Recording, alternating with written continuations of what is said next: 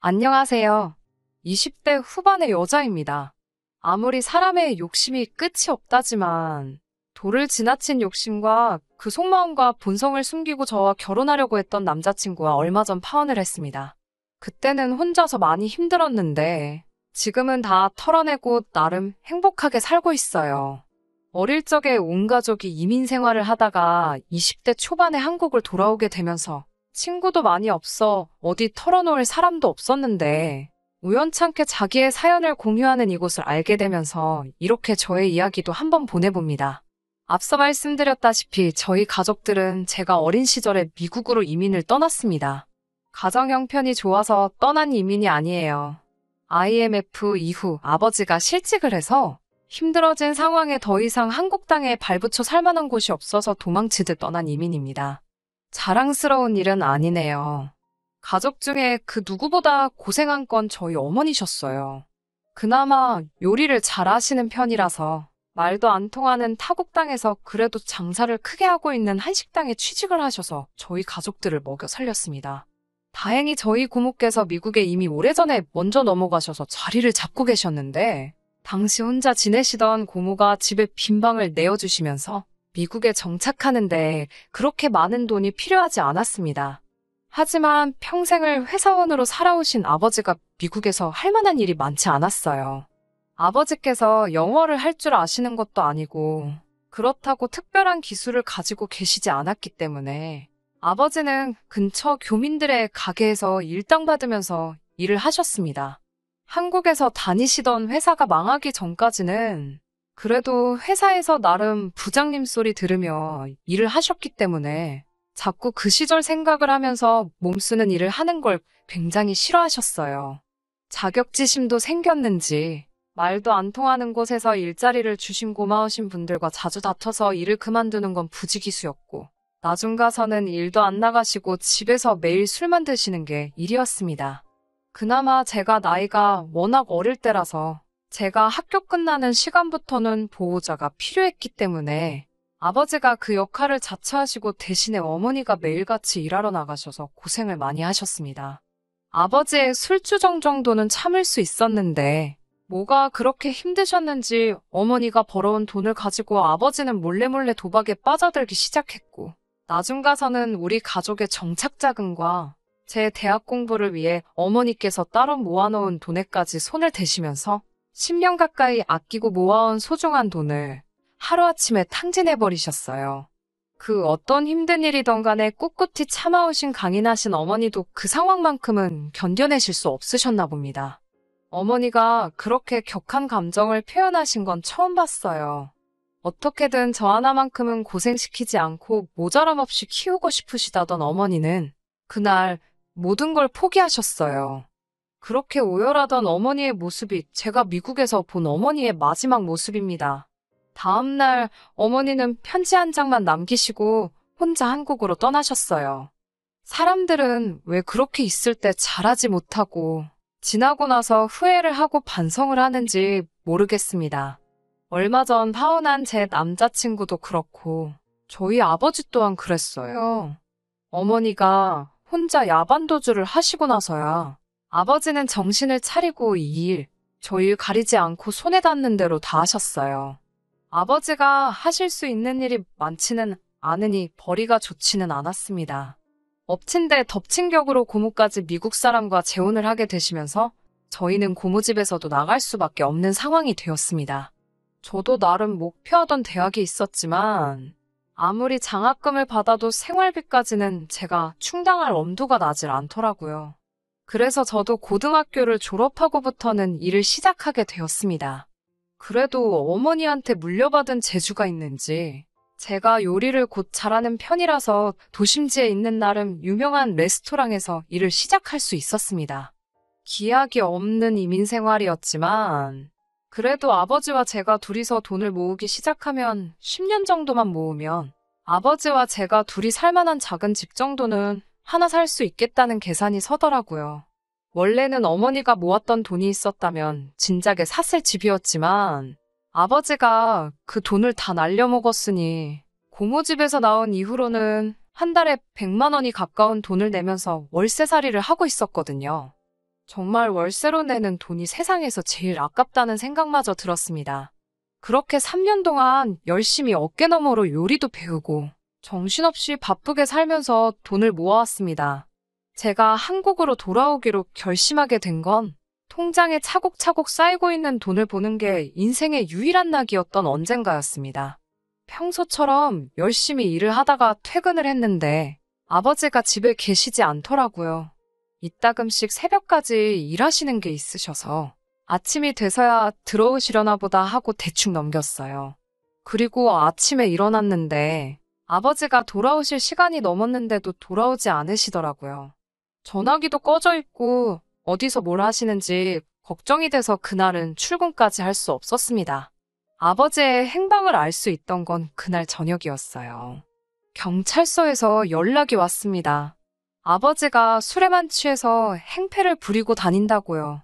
수중에 돈도 얼마 없었는데 탈탈 긁어모아 보석금을 내고 아버지를 빼내왔어요. 아버지는 술이 아직도 깨지 않으셨는지 제가 운전하는 차 옆에서 고개를 돌린 채 아무 말도 없으시더라고요. 그리고 나서 충격적인 사실을 전해 듣게 되었습니다. 아버지가 다짜고짜 미안하다면서 눈물을 보이시더군요. 안 좋은 예감이 들었지만 아버지가 울고 계시니 왜 그러시냐 물어볼 수밖에 없었어요. 아버지는 기어이 여태까지 아버지가 모은 돈과 제가 졸업 후에 대학교도 포기하고 모아놓은 돈에 또다시 손을 대신 거였어요. 같이 일하시던 분하고 잠깐 놀러 갔다던데 조금씩 돈을 잃기 시작하니 본전 생각이 나서 한 번만 더 하다가 통장에 있는 돈까지 손을 대신 거였어요. 막상 저희를 버리고 떠난 어머니가 원망스러웠는데 그때가 되니 어머니 기분이 이해가 되더라고요.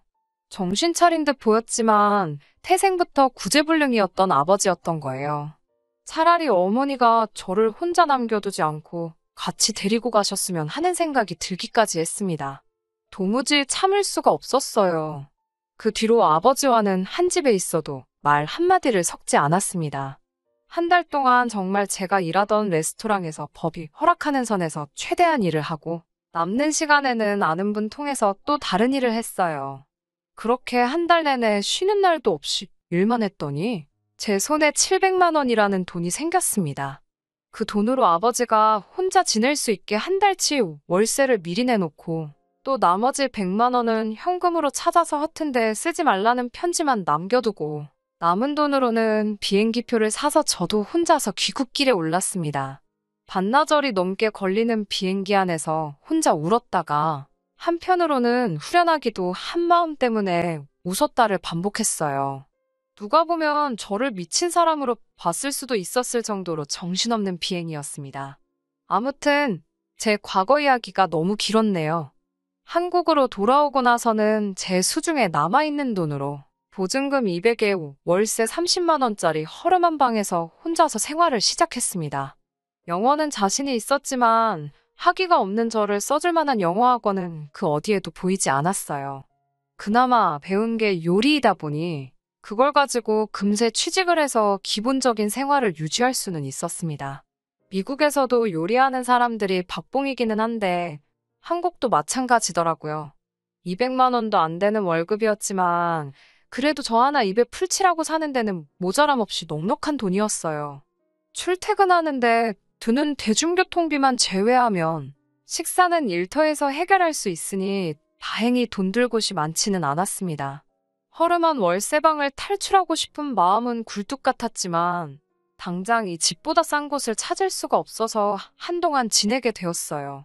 박봉인데다가 정신없이 바쁜 직장 생활이었지만 언젠가는 저도 적당한 아파트 한 채 얻어서 아버지처럼 가족들 고생만 시키는 그런 사람이 아니라 저를 많이 아껴주고 저를 위해 희생할 수 있는 그런 사람을 만나 가정을 꾸리고 그렇게 평범한 인생을 살겠다는 목표 하나만 가지고 이악 물고 버텼습니다.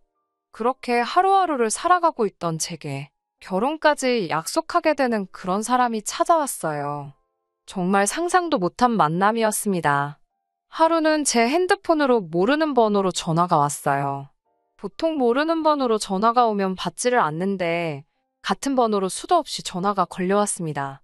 계속해서 무시하고 있었는데 문자로 제 이름을 들먹이며 어머니 일로 전화를 드렸다는 문자를 받았습니다. 어머니와는 이미 10년 가까이 연락 한 통 없이 지냈는데 어떻게 제 정보를 알아내서 사기를 치려는 건가 하는 의심이 들었지만 또 어머니라는 단어를 보니 그 문자를 모르는 척 할 수가 없겠더라고요. 그 문자를 받고 나서 몇 시간 정도 혼자 고민하다가 무슨 이야기인지 드러나 보자는 심정으로 전화를 걸었습니다. 전화기 너머로 제 또래 정도로 생각되는 남자의 목소리가 들려왔어요. 남자는 자기를 어머니와 꽤 오래 같은 식당 홀에서 서빙일을 하는 사람이라고 소개했습니다. 저희 어머니는 주방에서 일을 하셨는데 일터에서 만난 두 사람이지만 어머니께서 제 또래인 그를 보고 제 생각이 많이 나서 여러모로 신경을 많이 써줬다고 하네요. 그렇게 저를 안심시키고 나서 곧바로 금전을 요구할까 싶어 많이 걱정했는데 그는 곧바로 어머니에 대한 소식을 전해줬어요. 어머니가 많이 아프시다고요. 어머니가 입원해 계신다는 병원 주소를 받아 그 병원으로 향하는 택시 안에서 참 여러 가지 생각이 오고 갔어요. 어머니가 아프다는 말에 걱정이 되면서도 어머니가 어떻게 제가 한국으로 돌아온 사실을 알고 계셨던 걸까? 아니면 정말 금품을 노린 신종 사기 수법인가 하는 등등 어머니를 다시 만날 수도 있다는 기쁨과 많이 아프시다는 말에 기대 반 걱정 반으로 병원으로 향했습니다. 병원 대합실에서 저를 기다리던 그와 만났어요. 평범하고 무난한 인상이라 그런지 이 사람이 저에게 사기를 칠 것 같다는 생각이 들지 않았습니다. 어머니가 계신다는 병실에 어머니가 안 계시다면 그냥 그 길로 저는 돌아가 버리면 되는 상황이고 병원 안에도 사람이 많았기 때문에 저한테 해코지를 하거나 위험한 일들이 생기지 않겠다는 확신이 들어서 그를 따라갔어요. 어머니가 입원해 계신다는 병실로 향하는 동안 그는 주절주절 여러 이야기를 해줬습니다. 저를 찾는데 정말 너무너무 힘들었다. 겨우 찾았다고 생각했는데 전화를 안 받아서 집 주소까지 알아내서 찾아가 볼까도 고민 많이 했었다 하면서요. 금세 어머니가 입원해 계시는 병실에 도착했고 저는 그날 어머니와 10년 만에 재회를 하게 되었습니다. 하지만 재회의 기쁨도 잠시 어머니는 정말 몸이 많이 안 좋아 보이셨어요. 암이 이미 전신으로 퍼져서 손쓸 방도가 없다는 충격적인 소식을 전해주셨습니다. 매일같이 저를 두고 온 마음의 잠도 제대로 못 이루고 계셨다고 해요. 돈을 어느 정도 모아 안정이 되고 나면 그때가 돼서야 저를 부르려고 했는데 안정이 되기도 전에 몸이 이 모양 이 꼴이 되었다고 슬퍼하셨습니다. 암이 발견되고 나서 어머니에게 주어진 시간이 얼마 남지 않았다는 걸 알게 되셨고 그때가 돼서 가기 전에 제 얼굴이라도 한번 보고 싶어서 미국에 있는 아버지에게 연락해서 제 이야기를 물어봤다고 하네요. 아버지가 잘 계시는지 따위는 묻고 싶지도 않았습니다. 그래도 순순히 제가 한국으로 돌아갔다는 이야기를 어머니께 해주신 것 같아요. 같이 일을 하는 이 청년에게 부탁해서 저의 행방을 찾아달라고 부탁을 하셨다는 거예요. 그는 어머니의 부탁을 멋지게 수행해낸 거고요. 어머니는 이제 제 얼굴 한번 보고 그렇게 떠난 걸 제게 사과도 하셨으니 이제 더 이상 여한이 없다고 편하게 갈 수 있겠다고 웃으셨어요. 어머니께 이제 다시 만났는데 벌써 가실 생각만 하시냐고 제가 일을 관둬서라도 어머니 곁에 있어 드릴 테니 포기 말고 치료를 받자고 했습니다. 말한 대로 저는 바로 직장을 그만두고 매일같이 병원에서 어머니와 시간을 보냈습니다. 제가 있다고 해서 이미 암세포가 온몸에 퍼져버린 상황인데 당연히 더 나아질 일은 아니었어요. 어머니도 치료를 워낙에 힘들어하셨습니다. 그때 저를 찾아온 게 저를 찾아준 거였습니다. 그는 저에게 솔직한 자기의 생각을 말해줬어요. 옆에서 이렇게 간호해준다고 해서 나아질 상황이 아니다.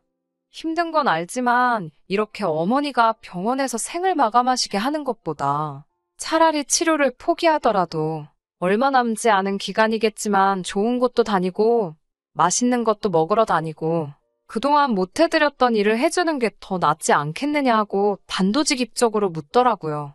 어머니도 옆에서 듣고 있다가 치료가 워낙에 고통스럽기도 하고 저를 10년 만에 다시 만났는데 병원에서만 지내고 싶지도 않으시다고. 병원비며 약값이며 치료비도 너무 부담이 되고 말한 대로 남은 시간을 우리끼리 행복하게 보내는 게 낫지 않겠느냐며 저를 설득하셨어요. 결정을 내리는 게 쉽지는 않았습니다. 그래도 어머니께서도 강하게 원하시는 바이기도 했고 저도 언제까지 일을 쉬면서 어머니 간호를 하기에 제가 가진 게 너무 없다는 사실도 알고 있었기 때문에 그렇게 어머니와 퇴원수속을 밟게 되었습니다. 어머니는 제가 사는 곳에서도 차로 불과 30분밖에 떨어지지 않은 가까운 곳에 살고 계셨어요.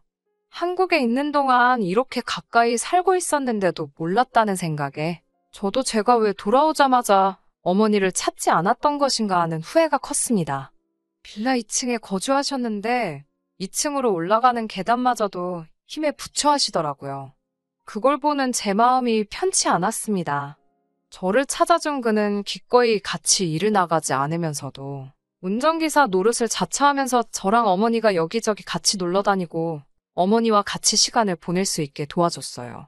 아무리 같이 일하면서 친분이 있었다고 해도 가족도 아닌데 이렇게까지 해주는 사람이 세상에 어디 있는가 하는 생각까지 들었습니다.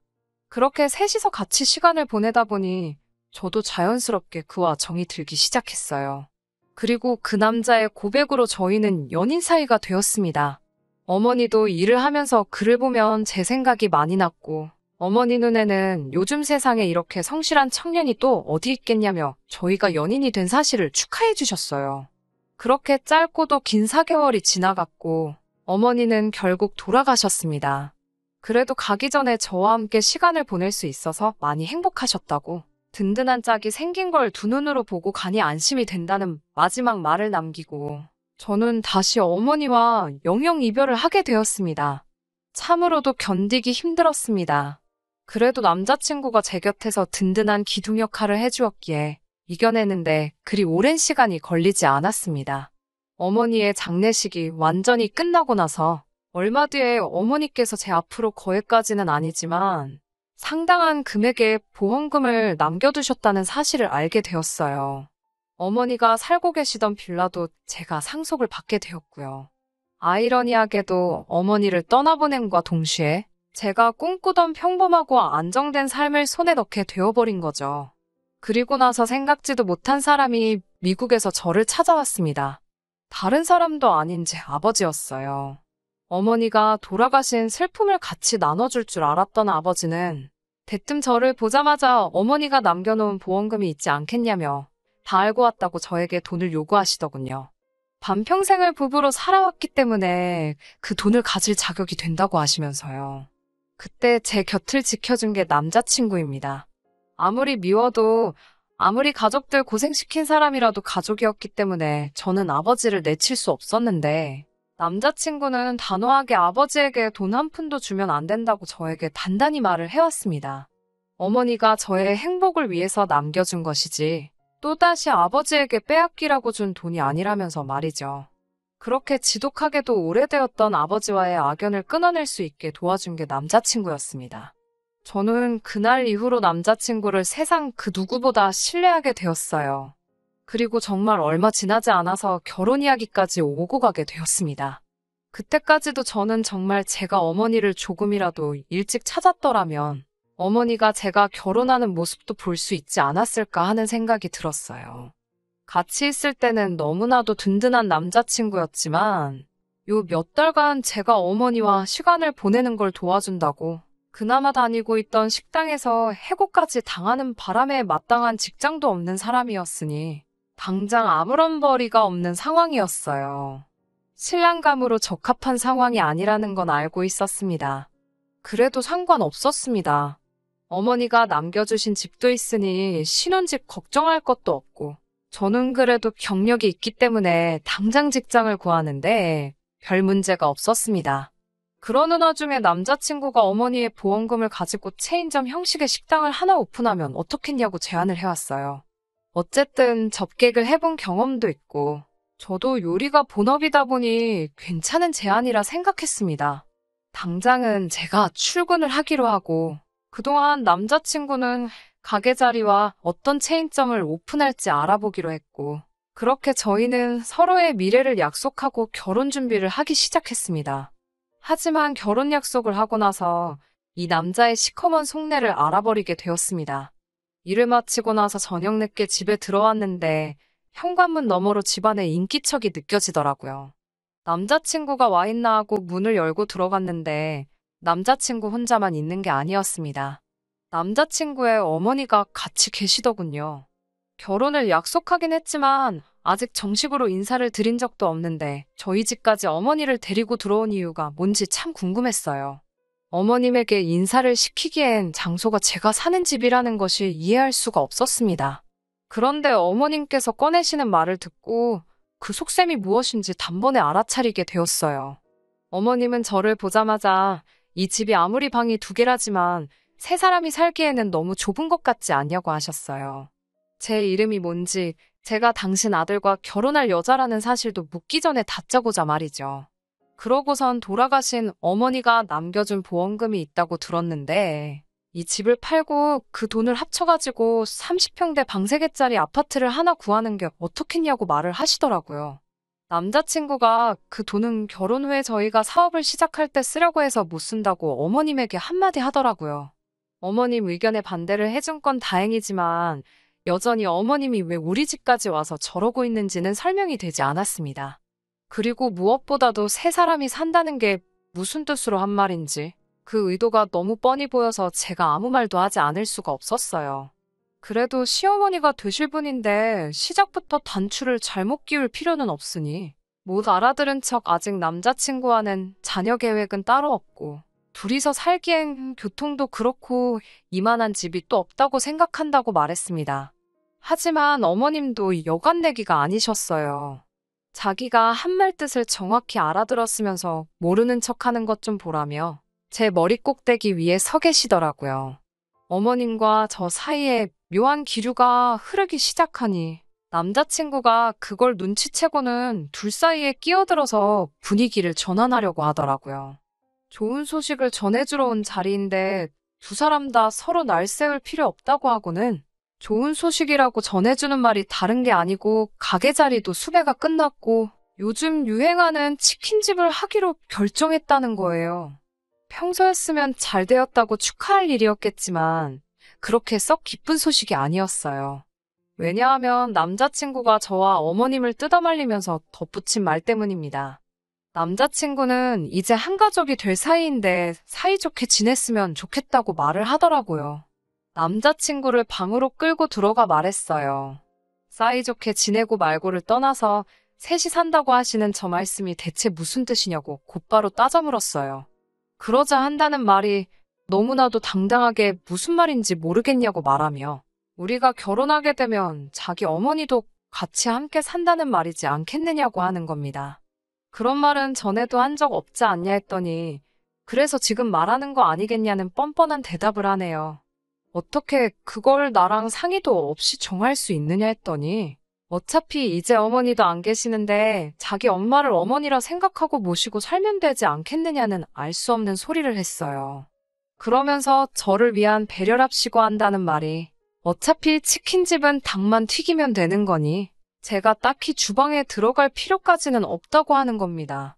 튀기는 거야 아무나 해도 되는 거고 저보고는 앞으로 일할 필요 없이 집에 있으면 된다고 하는 씨알도 먹히지 않는 소리를 꺼내는 겁니다. 요즘 같은 세상에 와이프 일 안 시키고 집에만 있으라고 하는 남자 흔치 않다며 저보고 복 받은 거나 마찬가지라고 하더라고요. 마침 어머니도 혼자 집에서 외로우실 테고 여태껏 어렵게 살아오느라 외식도 제대로 못 해보셨는데 제가 요리를 할 줄 아니 집에서 이것저것 못 드셔본 음식들을 어머님께 요리해주면 딱 되겠다며 싱글벙글 저를 자기 어머니 수발들게 만들려는 식모 계획을 천연덕스럽게 말하더라고요.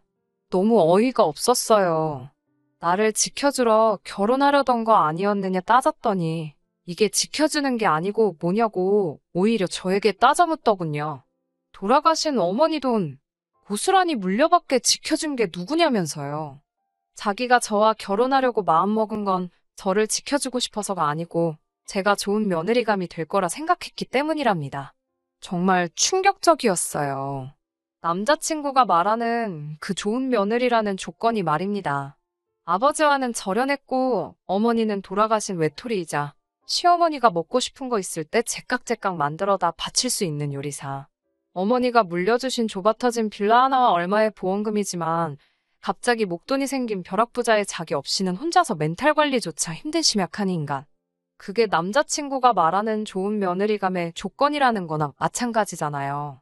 그동안 남자친구에게 신세를 많이 지기는 했지만 이렇게 아무런 상의도 없이 일을 결정하고 어머님까지 집에 모시고 온 걸 보니 이미 두 사람은 이야기가 끝난 상태라는 건 물어보지 않아도 뻔한 이야기였어요.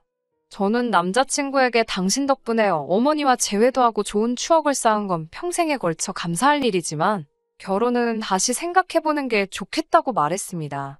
이런 식으로 저에게 한마디 없이 결정되는 일이 이게 마지막은 아닐 것 같다고.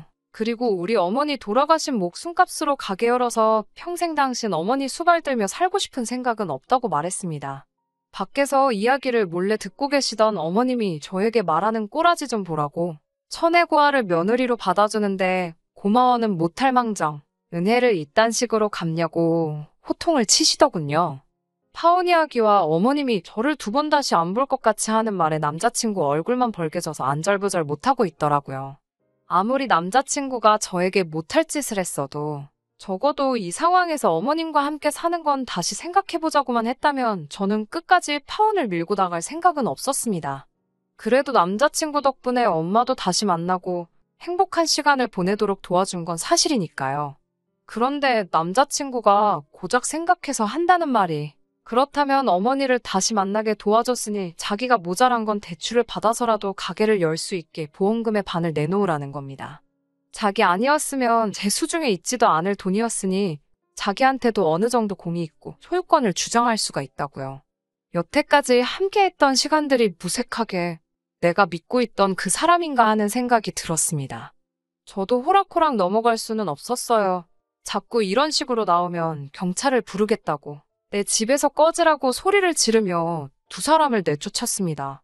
그리고 며칠이 지난 후에 그제서야 남자친구가 직장도 없이 어머니랑 사는 건 답이 안 나온다는 걸 깨달았는지 자기만 살겠다고 어머니와 합가 이야기는 없는 일로 할 테니 다시 시작해보자며 울며불며 들러붙더라고요. 당연히 저희 대답은 싫다였습니다. 이미 그동안 쌓인 신뢰와 믿음을 일순간에 산산조각 내버린 당신 책임이라고. 내가 사람을 잘못 본 만큼 당신도 사람 잘못 봤다고. 나는 절대 좋은 며느리감이 아니니 조건에 맞는 사람 찾아보라고 하고 두 번 다시 연락하지 말라고 말했습니다. 정말 시시하게도 그렇게 이별을 통보하니 남자친구도 답이 안 나온다는 판단을 했는지 더 이상 제게 연락을 하지 않았어요. 앞으로 행복할 일만 있겠다는 생각을 했는데 시작도 하기 전에 저는 다시 외톨이가 되었습니다. 그래도 후회는 하지 않습니다. 신세졌다는 이유 하나만으로 남자친구의 어머니를 마치 내 어머니처럼 모시고 살 생각은 없으니까요. 아버지가 어머니의 보험금을 뺏어가지 못하게 막아준 것도 남자친구지만 한편으로는 제가 그 돈을 들였다면 자기 몫이 사라진다고 생각했기 때문에 그렇게 하지 못하게 한 건가 싶은 생각도 드네요. 비약이 너무 심할 수도 있겠지만 어머니 치료를 포기하라고 제안한 것도 혹시 병원비로 나갈 돈 때문에 보험금이 줄어들지는 않을까 걱정했던 게 아닌가 싶은 생각도 들어요. 그런 뼛속까지 구제불능인 사람이었다면 이렇게 헤어진 게 저에게는 오히려 더 잘된 일이 아닐까 하는 생각을 해봅니다. 그래도 덕분에 어머니와의 좋은 마지막 추억을 만들 수 있었으니 당분간은 그 추억을 발판 삼아 그 어떤 힘든 상황도 행복했던 그때를 회상하며 이겨내려고 해요. 부디 저한테 제가 찾은 행복한 미래가 찾아올 수 있게 여러분들도 저를 응원해주시면 참 감사하겠습니다. 끝까지 들어주셔서 감사합니다. 오늘의 사연은 여기까지입니다. 구독과 좋아요, 알람 설정 부탁드리고 더 좋은 사연으로 다시 찾아뵙겠습니다. 감사합니다.